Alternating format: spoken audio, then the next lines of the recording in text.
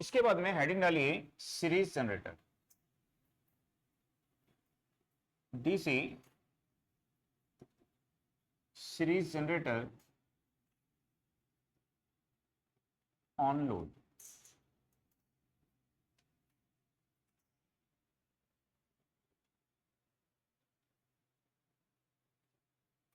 तो हमने ये स्टार्टिंग में देखा था कि सीरीज जनरेटर किसको बोलते हैं, तो जिसकी फील्ड वाइंडिंग आर्मेचर के सीरीज में कनेक्ट होती है, तो इसको हम यहां पे सीरीज जनरेटर बोलते हैं।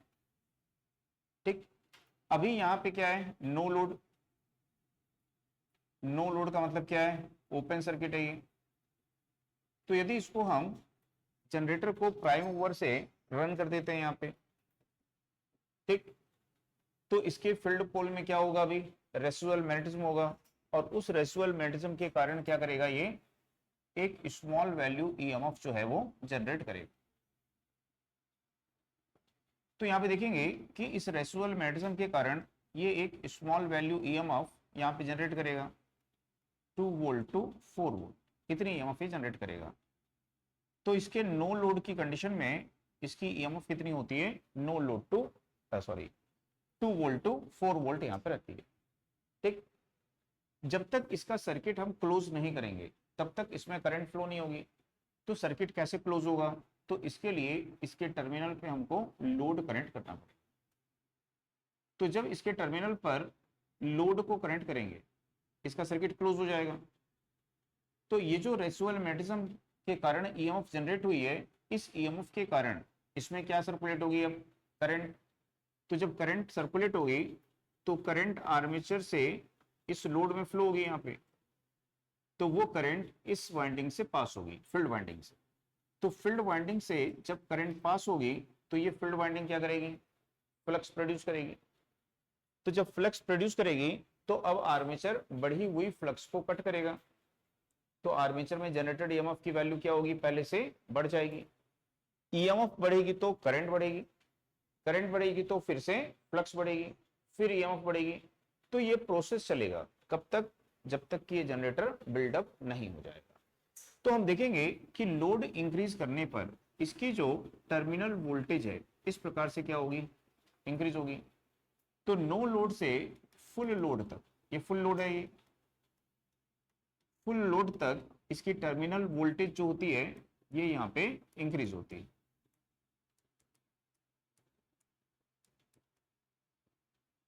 ठीक, तो हम क्या बोलेंगे कि इसकी कैरेक्टरिस्टिक्स कैसी है, तो राइजिंग वोल्टेज लोड कैरेक्टरिस्टिक्स है। ठीक है, तो इसकी जो कैरेक्टरिस्टिक्स है उसको बोलेंगे राइजिंग वोल्टेज लोड कैरेक्टरिस्टिक्स। कि लोड इंक्रीज करने पर इसकी वोल्टेज राइज करती है यहां पे। ठीक, तो कब तक राइज करती है, अप टू फुल लोड। यदि फुल लोड से हैवी लोड होगा, तो जैसे अभी थोड़ी देर पहले मैंने बताया था कि आर्मेचर रिएक्शन का डिमैग्नेटाइजिंग इफेक्ट क्या होगा, ठीक है, इंपॉर्टेंट हो जाता है, बहुत ज्यादा बढ़ जाता है। और उसके कारण जब पोल सैचुरेट हो जाते हैं उसी के बाद डिमैग्नेटाइजिंग इफेक्ट वर्क करता है ना। आर्मेचर रिएक्शन मैंने बताया था कि डिमैग्नेटाइजिंग इफेक्ट कब होता है, आफ्टर सैचुरेशन ऑफ फील्ड पोल। तो फील्ड पोल जब सैचुरेट हो जाएंगे तो आर्मेचर रिएक्शन का डिमैग्नेटाइजिंग इफेक्ट वहां पे होगा, और उसके कारण इसकी जो ईएमएफ है अब वो इंक्रीज होने के बदले क्या होने लगेगी, डिक्रीज होने लगेगी। तो नो लोड से फुल लोड तक ईएमएफ क्या होगी, इंक्रीज होगी, और higher than full load EMF क्या होगी, उसकी डिक्रीज होगी। तो इस कंडीशन में हम देखेंगे कि ये स्टेबली वर्क करेगा, स्टेबल होगा, और हायर लोड पे ये क्या होगा, अनस्टेबल हो जाएगा। ठीक, समझ में आया? तो इसमें नोट करिएगा, इसमें लिखिएगा डीसी सीरीज जनरेटर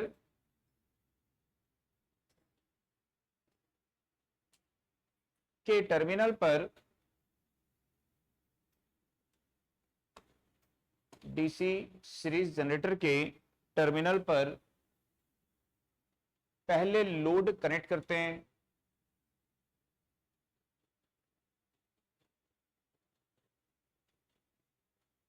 फिर उसे स्टार्ट करते हैं, फिर उसे स्टार्ट करते हैं।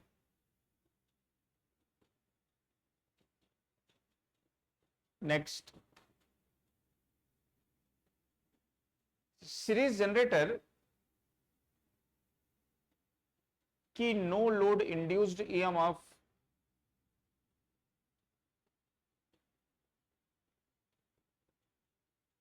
सबसे कम होती है। डीसी सीरीज जनरेटर की नो लोड इंड्यूस्ड ईएमएफ सबसे कम होती है। यह 2 वोल्ट से 4 वोल्ट तक होती है, जो कि रेसिजुअल मैग्नेटिज्म के कारण जनरेट होती है, जो कि रेसिजुअल मैग्नेटिज्म के कारण जनरेट होती है।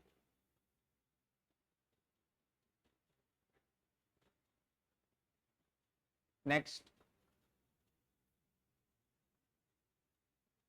सीरीज जनरेटर के टर्मिनल पर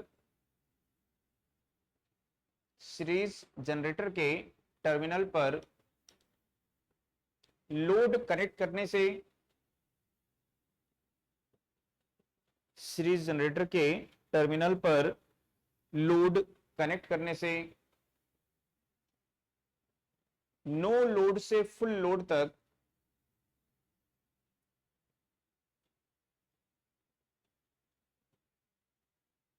इसकी टर्मिनल वोल्टेज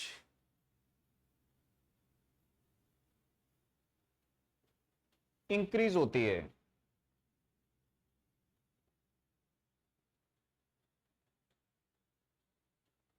अतः इसमें राइजिंग वोल्टेज लोड कैरेक्टरिस्टिक्स होती है। इसमें राइजिंग वोल्टेज लोड कैरेक्टरिस्टिक्स होती है।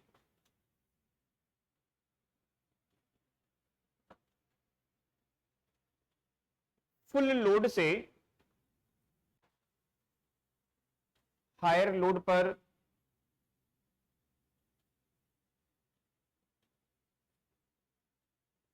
डीमैग्नेटाइजिंग इफेक्ट के कारण, फुल लोड से हायर लोड पर डीमैग्नेटाइजिंग इफेक्ट के कारण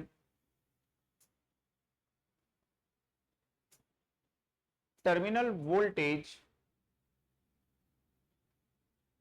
फॉल करती है। टर्मिनल वोल्टेज फॉल करती है और जनरेटर अनस्टेबल हो जाता है। हो जाता है। ठीक, इसको नोट कर लीजिए, डायग्राम को, ग्राफ को।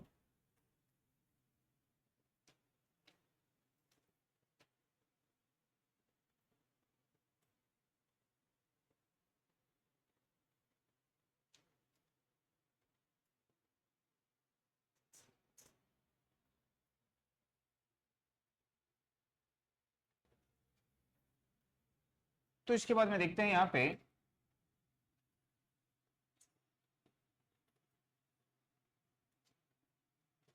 Compound generator on load. तो हमने देखा था कि कंपाउंड जनरेटर किसको बोलते हैं। तो जिस जनरेटर में जितने भी पोल हैं उन सभी पोल के ऊपर में शंट फील्ड वाइंडिंग भी होगी और उन पोल्स के ऊपर में सीरीज फील्ड वाइंडिंग भी होगी। तो दोनों वाइंडिंग होंगी तो उसको क्या बोलेंगे यहाँ पे, कंपाउंड जनरेटर।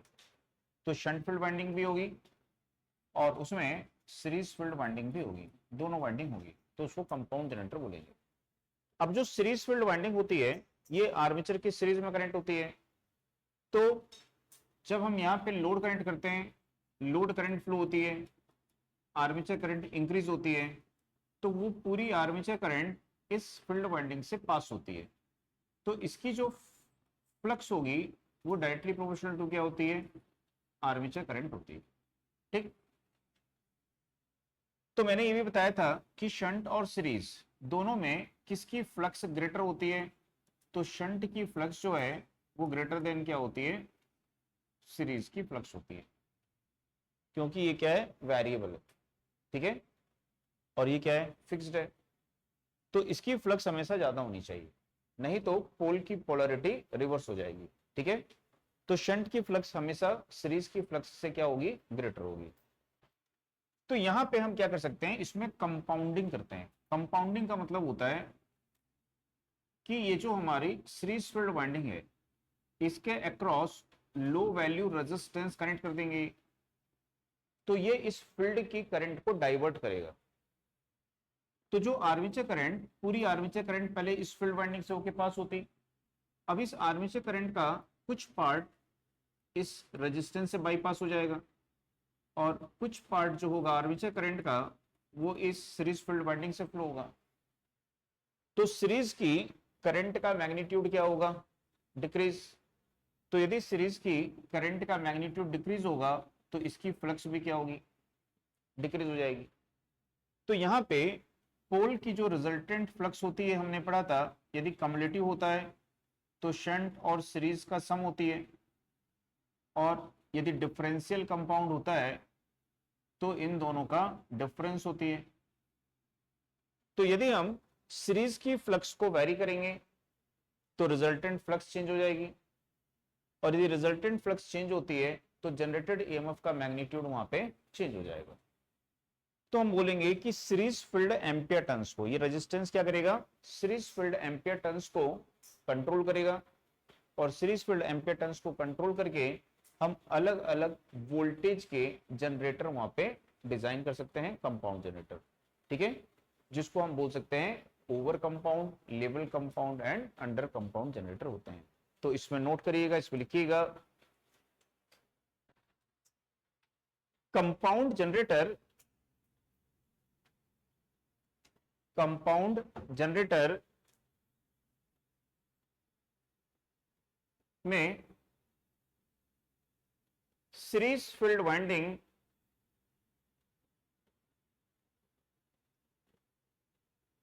के अक्रॉस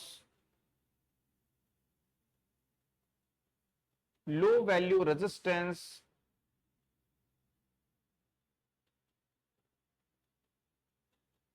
कनेक्ट करके, लो वैल्यू रेजिस्टेंस कनेक्ट करके series field ampere turns, series field ampere turns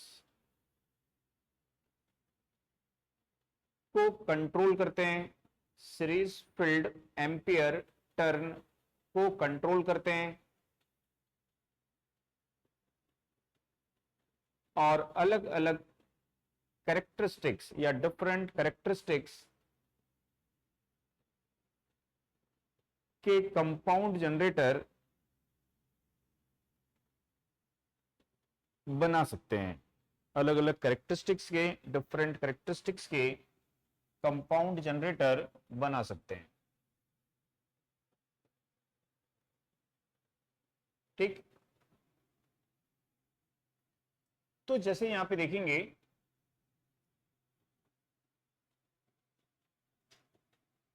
कि ये एक्सिस शो कर रहा है यहाँ पे लोड, ये शो कर रहा है यहाँ पे नो लोड, और ये शो कर रहा है फुल लोड या रेटेड लोड। ये एक्सिस शो कर रहा है टर्मिनल वोल्टेज,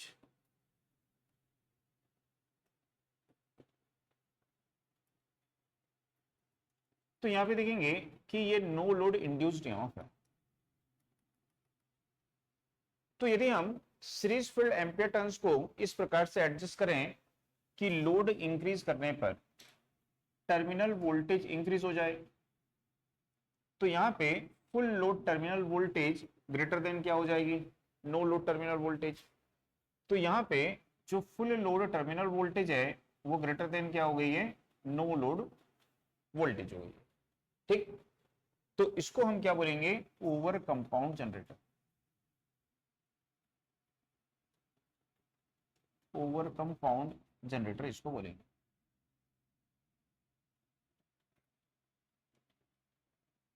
तो इसके लिए हम किसका यूज करते हैं, कम्युलेटिव कंपाउंड,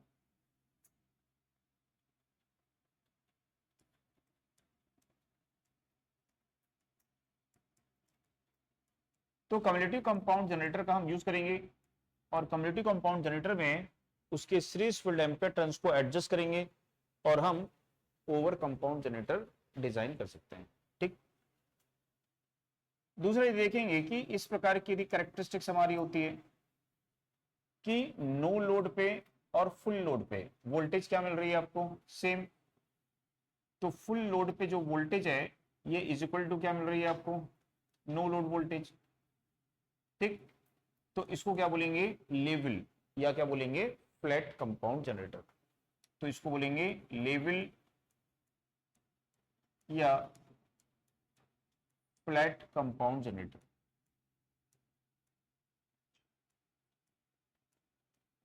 तो ये जो जनरेटर है, इस जनरेटर को बनाने के लिए भी हम किसका यूज करेंगे, तो सेम कम्युलेटिव कंपाउंड जनरेटर का ही यूज करेंगे। तो सीरीज फील्ड एम्पीडेंस को इस प्रकार से एडजस्ट करेंगे कि जितनी ईएमएफ नो लोड पे है उतनी ही ईएमएफ किस में मिलेगी, फुल लोड पे। तो उसको बोलेंगे लेवल या फ्लैट कंपाउंड जनरेटर। लेकिन हाफ लोड पे, ये हाफ लोड है, हाफ लोड पे जो ईएमएफ होती है वो ग्रेटर देन क्या होती है, नो लोड ईएमएफ होती है। ठीक, बट फुल लोड पे क्या होती है, इज इक्वल टू, ठीक है, नो लोड ईएमएफ होती है। उसके बाद में यहाँ पे देखिए लोड इंक्रीज करने पर वोल्टेज क्या हो रही है, डिक्रीज। तो इसकी जो फुल लोड वोल्टेज होगी वो लेस देन क्या होगी, जनरेटेड ईएमएफ या नो लोड इंड्यूस्ड ईएमएफ होगी। तो इसको क्या बोलेंगे, अंडर कंपाउंड जनरेटर।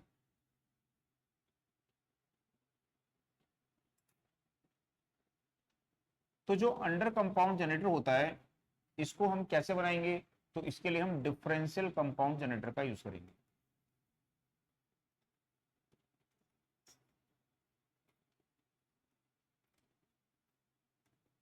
तो डिफरेंशियल कंपाउंड जनरेटर और अंडर कंपाउंड जनरेटर दोनों का बिहेवियर एक समान होता है। ठीक है, ओवर कंपाउंड जनरेटर और कम्युलेटिव कंपाउंड, उन दोनों का बिहेवियर एक समान होता है। ठीक, तो आपको स्टार्टिंग में मैंने लिखवाया था कि कम्युलेटिव कंपाउंड जनरेटर के टर्मिनल पर जब लोड इंक्रीज करते हैं तो टर्मिनल वोल्टेज क्या होती है, इंक्रीज होती है। और डिफरेंशियल कंपाउंड जनरेटर के टर्मिनल पर लोड इंक्रीज करते हैं तो ईएमएफ डिक्रीज होती है। इसलिए इसका यूज किसमें करते हैं, वेल्डिंग में, जहाँ पे low voltage at high current चाहिए होती है। ठीक है, तो समझ में आया। तो इस प्रकार से अलग अलग कैरेक्टरिस्टिक्स के कंपाउंड जनरेटर को हम यहाँ पे बना सकते हैं। तो उसमें नोट कर लीजिए इसको और इसको याद रखिएगा। ओवर कंपाउंड किसको बोलते हैं, लेवल या फ्लैट कंपाउंड किसको बोलते हैं, और अंडर कंपाउंड किसको बोलते हैं, और उनको बनाने के लिए किन जनरेटर्स का यूज किया जाता है।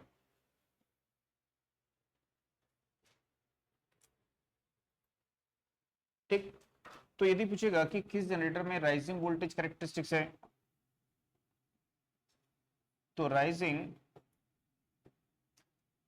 वोल्टेज कैरेक्टरिस्टिक किसमें होती है, तो एक तो आपका सीरीज जनरेटर लिखे थे, इसमें होती है। ओवर कंपाउंड, ओवर कंपाउंड में भी क्या होती है, राइजिंग वोल्टेज कैरेक्टरिस्टिक्स होती है। लोड इंक्रीज करने पर उसकी ईएमएफ क्या होती है, इंक्रीज होती है। दूसरा देखेंगे कि ड्रूपिंग वोल्टेज किसमें होती है, तो ड्रूपिंग वोल्टेज कैरेक्टरिस्टिक्स जो है, ठीक, ये किसमें होती है, यहाँ पे शंट पढ़े थे, और दूसरा क्या है, ये अंडर कंपाउंड। तो shunt generator, under compound generator, तो इनमें जो है ड्रॉपिंग वोल्टेज कैरेक्टरिस्टिक्स होती है। लोड इंक्रीज होने पर इनकी वोल्टेज यहाँ पे ड्रॉप होती है।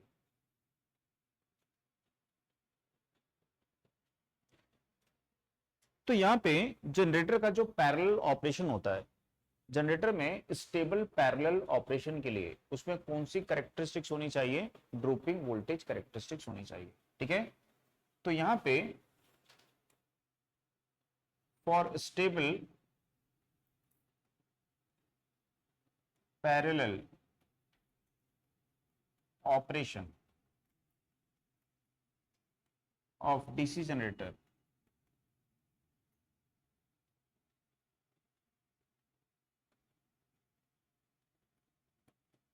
ठीक है, तो ड्रूपिंग वोल्टेज कैरेक्टरिस्टिक किसके लिए होनी चाहिए? For stable parallel operation of generator. ठीक, यदि ड्रूपिंग वोल्टेज कैरेक्टरिस्टिक नहीं है तो उसका पैरेलल ऑपरेशन स्टेबल नहीं रहेगा, अनस्टेबल हो जाएगा। आगे देखेंगे बाद में। तो इतना समझ में आया? तो आज इतना ही देखते हैं, बाकी फिर नेक्स्ट क्लास में देखते हैं।